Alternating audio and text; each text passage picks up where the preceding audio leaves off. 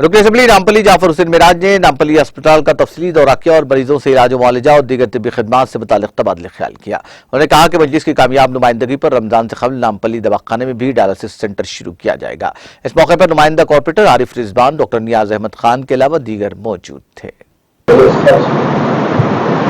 الحمدللہ نامپلی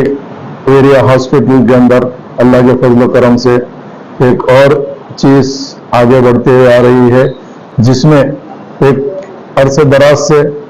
مجلس اتحاد المسلمین کی نمائندگی تھی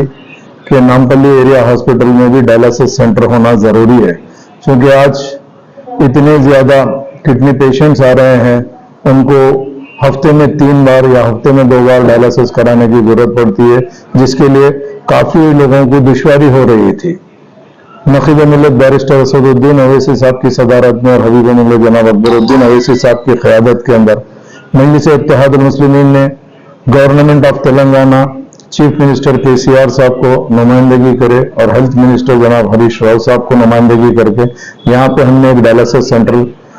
کا سینکشن لایا ہے، جو ڈائلسس سینٹر انشاءاللہ تعالی عنقریب اناگوریشن عمل میں آنے والا ہے، جس میں آج سے کام شروع ہوا، اللہ نے چاہا تو 1 ہفتے کے اندر پہلی رمضان تک انشاءاللہ یہ ڈائلسس سینٹر کا اناگوریشن ہوگا۔ پہلے اس میں